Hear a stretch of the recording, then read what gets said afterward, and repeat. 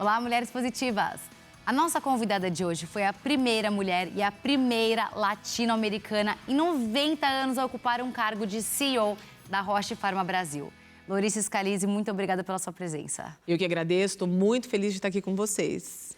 Laurice, eu adoro sua história. Você é uma mulher self-made, ou seja, você sozinha foi lá, arregaçou suas manguinhas e chegou onde você chegou. Você se formou em farmacêutica, Sim. em Borborema. Não, eu nasci em Borborema e me formei na Unesp de Araraquara. Na Unesp de Araraquara. Isso. Então você nasceu em no interior de São Borborema. Paulo, cresci no interior de São Paulo, numa cidade bem pequenininha. Fui para Araraquara, fiz a faculdade lá, fui militante do movimento estudantil e cheguei em São Paulo em 1995. 1995. E você, na época, com quantos anos você chegou aqui? Cheguei em São Paulo aos 24 anos. 24 anos.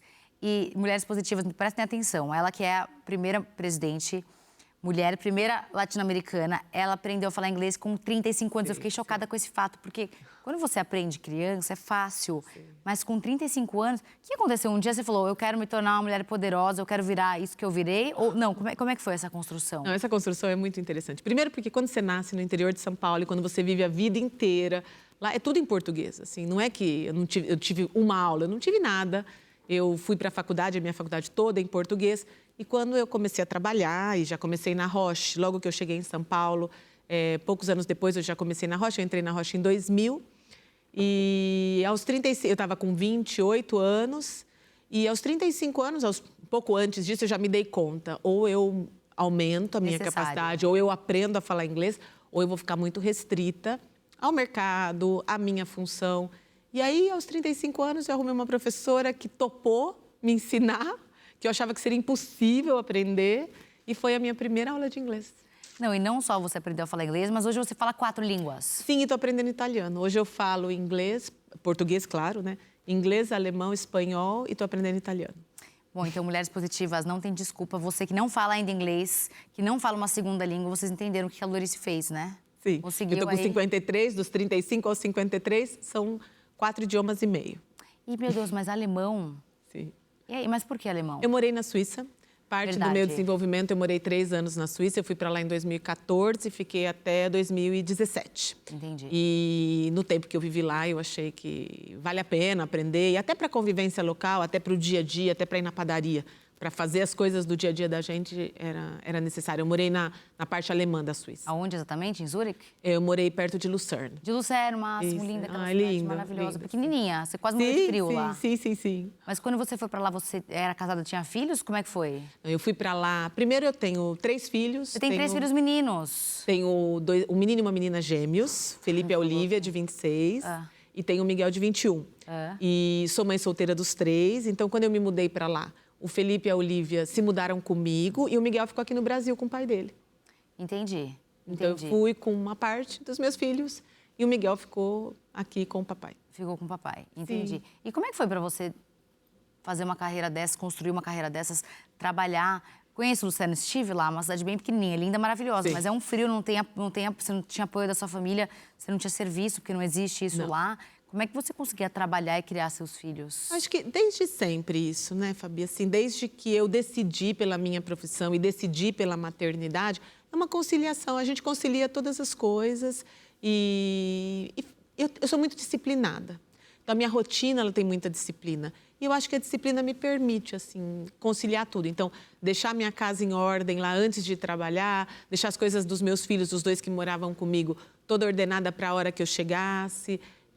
Também tive a tranquilidade de que o Miguel ficaria e ficaria bem também, porque ele ficaria com o pai. Eu tenho essa leveza na educação dos meus filhos, de que a criação dos filhos ela é compartilhada, né? Independente de você estar numa relação com o outro ou não, a criança sempre tem o pai e a mãe. E os 2 são adultos funcionais e têm toda a condição de cuidar, né? Então, acho que isso me ajudou. Mas quando você era pequenininha, na sua cidade, você sonhava em se tornar o que você sonhou? O que passava pela sua cabeça na época? Ou nada? Tá tão distante do que você virou hoje? Acho que eu venho de uma...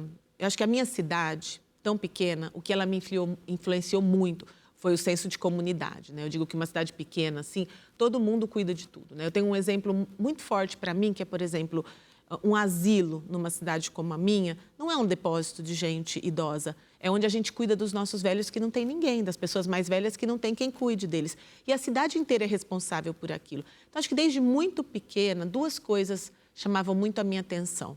A saúde, né, a área da saúde, a necessidade de que as pessoas estivessem saudáveis, tanto que eu fiz a minha carreira na saúde. E a segunda é um desejo de que o mundo fosse um lugar melhor. Então, acho que eu nunca almejei a posição que eu tenho, mas eu sempre almejei estar em alguma posição, em algum lugar que eu pudesse influenciar o entorno, a comunidade, a sociedade em que eu vivo. E você acha que isso, que talvez que te levou a se tornar quem você se tornou? Eu acho que sim. Acho que esse desejo inicial, depois quando eu tive na faculdade, a militância no movimento estudantil também foi algo muito forte para mim, de entender que nós temos um papel como cidadãos. Você tem um papel como cidadão estudante, você tem um papel como cidadão membro dessa sociedade, eu tenho um papel como uma cidadã mãe, mulher. Então, acho que tudo isso foi influenciando a posição que eu tenho hoje. Porque eu trago para qualquer trabalho que eu faça, para qualquer posição que eu ocupe, todas essas inquietações, toda essa forma, né? Mas você se vê hoje como uma mulher que é uma inspiração não só para a sociedade, mas para todas as mulheres, né? Porque o que você conseguiu fazer, de fato, é algo muito transformador e muito forte. Eu tenho um pouco de dilema com isso, assim, que eu de verdade, eu adorei, assim, vir aqui porque é isso, mulheres positivas, mulheres possíveis. Eu acho que eu sou uma mulher muito positiva e acho que eu sou uma mulher muito possível. Em que sentido? Eu acho que todas as mulheres, nós temos um potencial e uma capacidade criativa que muitas vezes, criativa no sentido de criar, de desenvolver, que muitas vezes está represada, ela está sublimada, ela está apagada por todos os mandatos que são colocados e por todas as verdades que não são verdades, as crenças limitantes que nós colocamos. Então, não sei se eu me vejo como uma inspiração, mas o que eu sempre quero passar é que sim, é possível. É possível você aprender a falar quantos idiomas você quiser, é possível você ser mãe ainda, mãe solteira ou mãe casada, como seja, e ter uma profissão de sucesso, e ter uma carreira de sucesso. Eu acho que é possível. Maravilhosa. Scalise, eu vou chamar aqui um VT do Prêmio do Mulheres Positivas, mas quando a gente voltar, eu queria que você deixasse uma mensagem para quem está te ouvindo, te assistindo, tipo essa que você deixou, que eu já amei, já me senti super inspirada. Ótimo.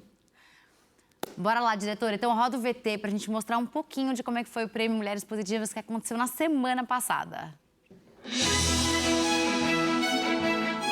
A cidade de São Paulo recebeu algumas das principais lideranças femininas do país para a 5ª edição do Prêmio Mulheres Positivas. Organizado pela plataforma de mesmo nome, a premiação homenageia a trajetória de mulheres que se destacaram por meio de seus trabalhos e contribuições para a sociedade nos mais diversos setores. Para Fabi Saad, fundadora da plataforma Mulheres Positivas, o objetivo principal do prêmio é que as histórias das homenageadas inspirem e sirvam de exemplo para outras tantas mulheres. E hoje nós realizamos a 5ª edição do Prêmio Mulheres Positivas aqui na sede da Record, com o apoio da Record e da Record News. E no dia 16 de outubro nós celebraremos novamente essas mulheres lá em Dubai. Nós recebemos diferentes líderes de diferentes setores. Tivemos agronegócio, logística, educação e também saúde. A celebração homenageou mais de 15 líderes. Uma delas foi a diretora de jornalismo da Record News, Camila Moraes, que reforçou a importância da colaboração com o projeto. Então, essa é uma parceria ganha-ganha da Record News com Mulheres Positivas, em que a gente dá visibilidade para essas mulheres, que elas possam levar os exemplos delas a outras mulheres que são invisíveis e que ainda não são ouvidas no Brasil. A invisibilidade e a necessidade de ampliação de mulheres nesses espaços foi tema central de discussão ao longo da celebração. E esses tipos de prêmios, eles vêm para fortalecer, para mostrar que a mulher, que o protagonismo feminino está aí para ser respeitado. As mulheres não querem ser melhores que os homens, elas querem ser respeitadas nas suas habilidades e competências. Apesar de discussões sobre o assunto serem cada vez mais frequentes e de empresas adotarem políticas para incentivar a liderança feminina, ainda é pouco. Eu acredito que nós estamos num processo de evolução, mas ainda temos um longo caminho a ser percorrido. E com ações dessa natureza, de Mulheres Positivas, nós abrimos espaços para que mais mulheres participem e a diversidade seja pensada, inclusive em relação às pessoas com deficiência. Para a socióloga Djamila Ribeiro, buscar referências e apoio em outras mulheres é a melhor forma para cada vez mais ocupar esses espaços. Numa sociedade que ainda impõe que há lugares para mulheres, é muito importante a gente quebrar essas barreiras, inclusive de se pensar possível nesses espaços. Procurem as mulheres que te inspiram, leiam sobre elas, participem de redes, nunca estejam sozinhas, que eu acho que é muito importante isso, porque a gente nunca está sozinha. Além das homenagens, a celebração reconheceu outras 3 mulheres que foram premiadas na categoria de voto popular. Na primeira colocação, com mais de 40 mil votos, ficou a jornalista e autora do blog A Endometriose e Eu, Caroline Salazar. Então eu fiquei muito emocionada e assim, é um trabalho muito árduo. Meu trabalho realmente é um trabalho de transformação social, que transforma vidas, né, que transforma o sofrimento das mulheres com endometriose, né, num futuro melhor. Né, o meu trabalho passa, além da fé e da perseverança, ele também passa a questão da resiliência e que há solução. Completaram o pódio a delegada Renata Lima, na segunda posição.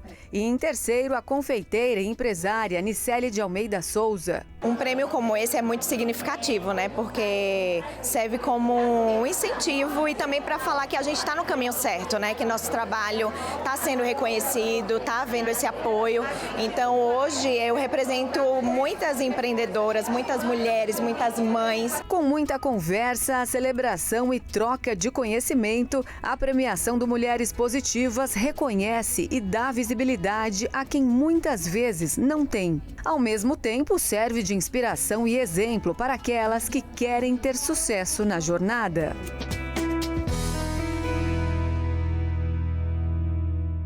Gente, que máximo que foi esse encontro. Loris, faltou você lá, mas no próximo, posso contar com você? Sim, conta comigo. Então tá bom. Então deixa aí sua mensagem maravilhosa pra gente. Não, acho que a mensagem que eu quero deixar para todo mundo é que somos possíveis. Acho que as mulheres, que nós mulheres temos uma capacidade criativa, intelectual, que ainda, acredito eu, está bastante represada, bastante sublimada e muitas vezes apagada por crenças limitantes. Então, todas nós podemos e queremos, temos o direito de estar em qualquer lugar que nós desejamos, queremos, e a gente constrói isso com tranquilidade, com disciplina e principalmente acreditando em tudo aquilo que a gente é capaz de fazer. Gostei do que você falou sobre tranquilidade, né? Porque eu acho que essa nova geração é uma geração aflita e ansiosa. E eu te conheci pouco, né, antes da gente estar aqui. Foi só uma vez que a gente conversou num summit e você me passa uma impressão, né, também vendo suas entrevistas, de uma mulher muito calma. Você é assim na sua gestão do seu dia a dia para resolver os seus problemas? Porque uma cadeira como a sua, uma cadeira que as pessoas te procuram quando tem problema, porque senão, né, é solitário o cargo de CEO. Eu acho que eu lido muito bem, assim, eu tenho, outra vez, eu me apoio muito na disciplina, na minha rotina. Eu falo que a minha rotina é o que me traz a estrutura de tudo. Então, os tempos que eu reservo para mim, o tempo que eu reservo para os meus amigos, o tempo que eu reservo para o trabalho. Então, quando eu tenho tudo isso bastante organizado, isso sim me traz calma. E eu acho que a outra questão é aprender a priorizar. Eu faço uma dinâmica comigo mesma, que toda segunda-feira eu pego a minha agenda e eu olho e falo, se a minha semana tivesse 4 horas, onde eu colocaria esse tempo? Amei isso. E aí, com isso, eu entendo que todas as outras coisas eu posso deixar ou relevar. Porque as coisas mais importantes, elas caberiam nas 4 horas da semana. Então vamos lá, Mulheres Positivas, vamos fazer esse exercício juntas. Vocês vão pegar a agenda de vocês na segunda-feira. Mulheres Positivas passa de quinta e é reprisado no domingo. Então vocês podem estar assistindo ou na quinta ou no domingo. Se for domingo, vocês vão fazer isso já no domingo. Hoje, vocês vão pegar a agendinha de vocês, vão lembrar da Lorice, que é um sucesso, uma mulher positiva que construiu aí sozinha a carreira dela. Porque às vezes mandam assim pra gente, mas às vezes é fácil, se alguém indica. Ninguém indicou, ela fez sozinha. Então, se ela fez, vocês também conseguem. Podem ver a agendinha de vocês, para vocês terem certeza que vocês estão alocando o tempo de vocês, correto, né, que é o bem mais precioso de vocês, no que realmente vale a pena. É isso. Sim. Por exemplo, uma coisa que nunca me dá ansiedade são meus filhos. Por quê? Porque se o telefone tocar e for qualquer um dos meus filhos, independente de quem eu esteja, o que eu esteja fazendo, a minha prioridade é atendê-los. Dorice, maravilhosa. Então, no próximo bloco você conta mais pra gente, hein? Olha, o papo aqui tá ótimo, mas agora eu tenho um recado pra você. Você tem medo de caminhar sozinha pelas ruas? Eu e muitas mulheres também já nos sentimos assim. Por isso, em 2022, a TIM e o Mulheres Positivas criaram o Caminho Delas, uma funcionalidade de geolocalização no app Mulheres Positivas que mostra rotas seguras nas cidades. Com essa e outras iniciativas, a TIM atua diariamente para construir uma sociedade mais justa e segura para todas nós. E demos mais um passo. Agora, as lojas da TIM são locais seguros para você, mulher, que passa por situações de violência. Baixe o app do Mulheres Positivas e conheça o Caminho Delas. TIM, imagine as possibilidades. E o Mulheres Positivas faz um rápido intervalo e volta já já com a Lorice. Não sai daí.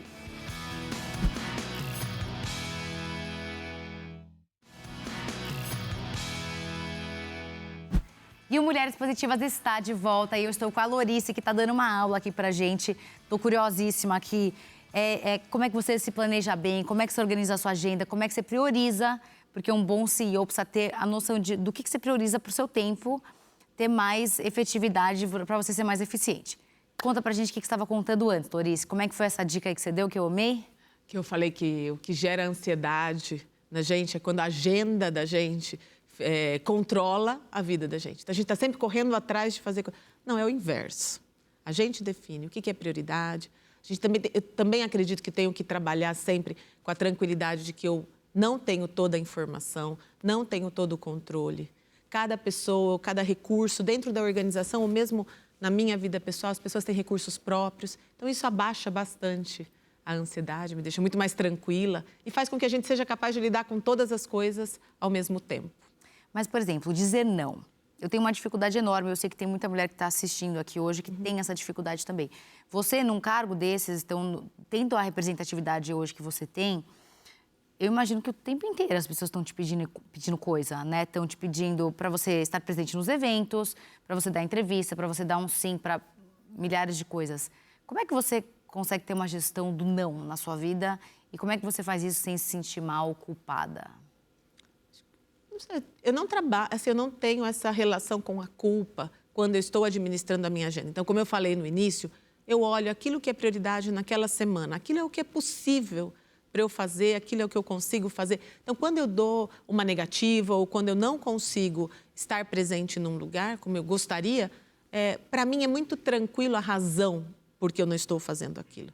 Então, eu não tenho esse dilema com a culpa. Entendi. Né? Porque acho que eu me sentiria culpada, talvez por alguma outra forma. Então, acho que é a tranquilidade de que eu estou priorizando aquilo que tem que ser feito e aquilo que é realmente relevante e impactante naquele momento. Mas não acontece, às vezes, de você não ter tanta consciência do que é ou não prioridade na hora, ou isso não existe para você?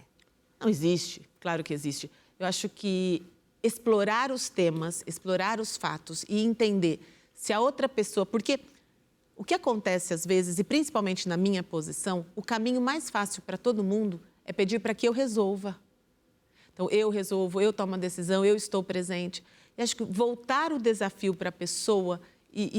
Eu brinco que eu tenho uma coisa que eu aprendi com os meus filhos, que são 5 porquês. Então, para cada pergunta, eu faço 5 porquês de volta. Mas por que eu? Por que tem que ser neste dia? Por que tem essa urgência? E aí você vai desconstruindo aquilo e muitas vezes as pessoas entendem que elas mesmas podem resolver, que não seria tão importante que eu tivesse. Mas, assim, ajudar o outro a entender a necessidade daquilo. Então, vai ser muito difícil, ou quase nunca, eu dou uma resposta direta, de bate-pronto. Eu vou entender e vou ajudar o outro a entender. E durante o percurso de crescimento da sua carreira, Lorice, você, então, chegou muito nova aqui, fez farmacêutica, foi uma mulher já atuante desde nova, então gostava dessa história de transformação social, de melhorar o mundo. Mas dentro da organização que você está, que é uma organização muito grande, o que você acha que você fez de diferente para você conseguir ser a primeira mulher e a primeira... Não é só a mulher, né? É a primeira latino-americana a conseguir esse cargo em 90 anos. Assim, o que você acha que você fez de diferente? Acho que foram vários aspectos. Primeiro, eu sou muito curiosa, eu sou muito inquieta. Eu digo que sempre que eu vou fazer alguma coisa, eu tento fazer e deixar a minha marca. Então, se eu faço um relatório, assim, o que eu posso colocar mais ali? Se eu faço uma entrega... Como eu posso deixar aquela entrega com a minha cara? Então, acho que isso sempre aparece. Adoro aprender, então estou sempre buscando, eu sempre tenho alguma coisa que eu estou estudando, que eu estou lendo, que eu estou vendo. Então, isso que acho que são diferenciais da minha pessoa. Com relação à minha posição, tem um fato que eu acho muito importante trazer à luz aqui, que é o fato de que nos últimos 10 anos nós tivemos uma campanha muito acirrada em todas as organizações de aumentar mulheres em posição de liderança. Verdade. Então, eu sou, sim, com tranquilidade e com bastante orgulho disso, parte dessa cota. Não que eu não seja competente para ocupar a posição que eu ocupo hoje, mas durante 90 anos, essas outras mulheres que vieram antes de mim, elas não eram visíveis. Então, se eu tenho que deixar uma dica estejam preparadas e visíveis, e inquietas e fazendo o trabalho de vocês e aproveitem as oportunidades. Eu aproveitei as cotas, aproveitem as oportunidades que aparecem. É aquela frase que diz que a sorte é a combinação da oportunidade versus o talento, Preparo. né? Você está preparada, não é o talento, na verdade, é você estar preparada, né? Sim. Porque essa história que as pessoas nascem sabendo é a maior mentira do mundo. Não. E eu acho que o preparada no sentido não de imaginar que eu sei tudo e que eu já cumpri fiz check em todos os boxes. Eu acho que estar preparada eu sei que eu sou capaz de aprender e de fazer. Eu nunca duvidei que se um homem podia sentar nessa cadeira e fazer esse trabalho, por que eu não posso fazer? Gosto disso. Posso fazer também. Porque eu conheço muitas parceiras nossas que têm uma síndrome de impostora muito grande. Ou seja, já foram oferecidas oportunidades para elas, mas muitas das vezes elas negaram. No seu caso, já aconteceu de você negar alguma oportunidade que te deram? Não, negar a oportunidade que me deram, não. Aliás, eu corro atrás de todas elas. Até as que não me dão, eu vou atrás. Mas o que sim acontece todo o tempo, e comigo também, a síndrome de impostor existe, claro.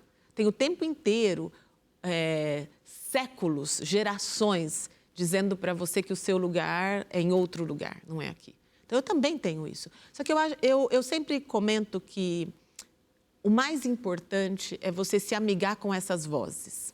Essas vozes dessa síndrome de impostora é parte do que eu sou. Então, quando elas começam a falar, eu desafio também e vou desconstruindo. Você fala os 5 P's. porquês, exatamente. Por que você acha que você não é capaz? Por que a outra pessoa é capaz? Legal isso. Agora, é o meio que você falou, que você vai atrás das suas oportunidades. Sempre foi assim na sua vida? Sempre foi assim na minha vida, sim. Tudo que você conquistou, você ralou e bateu na porta? Sim. Eu venho de uma família muito pequena, sou eu, minha mãe e minha irmã, de uma família bastante disfuncional, assim, meu pai não teve com a gente, nasci na roça, no campo, então, assim, tudo, consegui a faculdade, vir para São Paulo, começar minha carreira na Roche por esforço único e próprio. Seu. Mas nunca fiquei pedindo muita licença, fui atrás. Mas tá certa, né? Você não estaria onde você tá se você tivesse pedido licença. Não. Gente, que maravilhosa a história. Eu já era apaixonada pela história dela e agora estou mais ainda, porque essa história de você falar no microfone, eu sou presidente e eu fui atrás das oportunidades, eu acho isso maravilhoso, porque na minha adolescência eu ouvia muitos discursos assim, eu fui convidada, e a pessoa bateu na minha porta. E eu me sentia mal, Dorice, juro, porque eu falava assim, impossível, cara, que ninguém nunca me convidou para nada, será que só eu?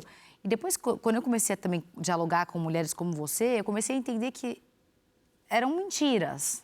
A verdade é que essas pessoas pediam as oportunidades. A Galisteu falou, eu que pedi para ser capa daquela revista, sim, eu que pedi aquele aumento. Então, eu comecei a desmistificar toda uma teoria que eu tinha criado na minha cabeça, que eu não era boa o suficiente. E eu estou me colocando eu como primeira pessoa, porque eu sei que é a dor das mulheres que estão aqui nos ouvindo e nos assistindo. Então, você, uma mulher que está no lugar onde você está, falar que você criou as oportunidades para você chegar onde você chegou e que não foi sorte, é muito importante. Sim, e acho que esse é o ponto. Inclusive, em momentos em que, na própria Roche, em diferentes momentos da minha carreira, me foi dito claramente, não, esta posição não é para você. Eu falei, tudo bem, mas eu quero competir por ela. E fui e ganhei a posição. Porque quando eu vou para competir, eu vou preparada, eu vou estruturada. Então, assim, eu digo que ninguém nunca me tirou para dançar. Adoro isso. Mas deixa uma mensagem sobre isso, acho, Larissa, importante o que você falou. Você falou, me negaram, né? Falaram, sim, que não, mas você não se abalou e você foi lá e estudou. Sim. Então, acho que é importante também, né? Não adianta só você também pedir as oportunidades, você tem que fazer sua lição de casa. Acho que conta um pouco de como é que é essa construção, como é que você fazia? Você pedia oportunidade, não se abalava com o não e como é que funcionava? Acho que isso, não me constranger com a opinião do outro, porque o outro não tem ideia do tamanho dos recursos que eu tenho. E os recursos são recursos intelectuais. Eu posso sentar e estudar e aprender. Como eu aprendi inglês, sofri muito. No começo, assim, para mim era horrível, era traumático. Eu imaginei que eu nunca fosse ser capaz de pronunciar uma frase em inglês. Eu lembro que a minha professora me falava, me conte o seu final de semana em inglês. E eu começava a chorar, porque eu falava, não consigo, não saía. Mas eu sabia que o exercício, que o esforço, que a disciplina, que todo dia aprender um pouquinho me levaria até lá. Então, acho que não se abalar, porque ninguém conhece os seus recursos melhor que você. Maravilhosa. E agora italiano? Agora italiano.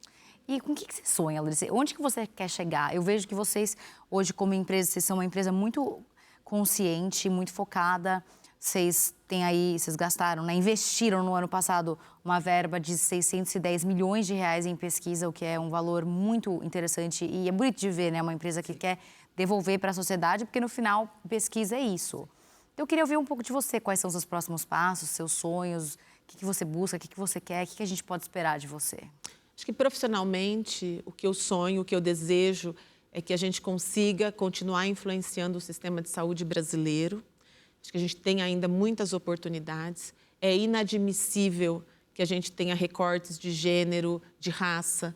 É inadmissível que uma mulher que nasce em Pinheiros, ela tenha 20 anos mais de expectativa de vida que uma mulher que nasce no bairro Anhanguera, aqui em São Paulo, simplesmente porque o câncer de mama, por exemplo, e o câncer de colo de útero, que são problemas femininos, são cuidados de forma diferente no sistema público e no sistema privado. Então, profissionalmente, o meu desejo, o meu sonho é que o sistema de saúde evolua e que a gente tenha cada vez menos recortes de gênero e de raça. Pessoalmente, continuar crescendo, aprendendo, tendo desafios todos os dias. Estou amando a idade dos meus filhos agora e dialogando com eles de outro lugar, como cidadãos superativos, lindos. Então, acho que, pessoalmente, eu tenho bastante conquistas que eu desfruto, que eu também faço questão de agradecer aquilo que eu já tenho, desfrutar das coisas que eu já tenho. Eu não tenho muita ansiedade do que virá depois, porque eu tenho certeza que continuará vindo coisas lindas, porque quando a gente vai plantando, vai florescendo, não tem jeito. Algum projeto seu que você plantou, que você tem orgulho, quer dividir com a gente? No âmbito profissional, acho que tem um projeto que a gente é muito orgulhoso, que é a Jornada Digital do Paciente, que é um projeto que a gente fez com a Prefeitura de Curitiba. Teve um Marajó também, né, que você fez? Sim, fizemos também um projeto que eu amo, lá no Pará, que é Em Breves, que a gente conseguiu trazer bem pertinho do paciente o tratamento dele. Então, ele deixou de viajar 14 horas de barco, uma vez por semana, para conseguir fazer o tratamento. E agora o tratamento dele ele faz pertinho da casa dele, ele é super agradecido. Essas coisas eu tenho muito orgulho. Me faz muito feliz, me deixa muito feliz. Porque a logística é muito difícil para essas pessoas, né? Porque quando a gente fala de acesso à saúde, não é só existir o medicamento, não é só o medicamento ser reembolsado ou pago pelo sistema público ou privado. Tem outras barreiras de acesso. Onde você mora, como você pega uma condução para chegar até lá, o seu dia de trabalho. Então, como a gente vai eliminando essas outras barreiras de acesso para que aquele paciente possa se beneficiar do tratamento e ter uma vida normal, ter uma vida feliz, saudável. Ai, gente. E você foi lá conhecer esse trabalho? Conta um pouco como é que foi. A gente foi para Belém no começo desse ano e para conhecer exatamente essa realidade. E a primeira coisa que eu fiquei chocada é que quando você vai chegando no Pará, é rio para todo lado. Então, assim, 20% da população usa rodovias, como a gente está acostumado aqui no Sudeste. A maioria deles usam as hidrovias. Então, isso traz toda uma complexidade, porque todo o nosso sistema está pensado para o Sul e Sudeste. Né? E aí, quando você chega lá, e o encontro assim, com o paciente, com o agradecimento dele, com o benefício que isso está trazendo para a vida dele, benefício econômico, social, porque não é só que ele está mais saudável. Ele tem uma vida social melhor, ele tem uma vida econômica melhor. Isso não tem preço, né, Fabi? Maravilhosa você. Larissa, para a gente fechar nossa conversa maravilhosa, eu queria que você deixasse aqui 3 dicas para a gente. Um livro, um filme e uma mulher que você admira. Começar pelo livro Suor, do Jorge Amado, que é tão antigo e tão atual, incrível. Estou apaixonada pelo livro, recém acabei de ler, então já indico esse. Um filme que eu amo é Pequena Miss Sunshine, que é um filme que passa dentro de uma Kombi e é a relação de toda a família e como cada indivíduo é único e cada um tem o seu próprio drama, mas que cada um tem seu próprio recurso. Eu acho isso incrível. E muitas mulheres que eu admiro, todas as que vieram antes de mim, que permitiram que eu estivesse nesse lugar, todas as que foram chamadas de histérica para que eu pudesse estar aqui, todas as que perderam direito a criar seus filhos para que eu pudesse estar aqui, mas uma mulher atual que eu admiro muitíssimo é a minha filha, Olivia, de 26 anos, que está se tornando uma mulher incrível, assim, admirável. Eu sou fã da minha filha. Maravilhosa. Laurice, muito obrigada pela sua presença. Te espero em breve aqui no Mulheres Positivas. Ai, com todo prazer. Muito obrigada pelo convite. Prazer foi nosso. E o Mulheres Positivas de hoje fica por aqui. Eu conversei com a Laurice Scalise, CEO da Roche Pharma Brasil.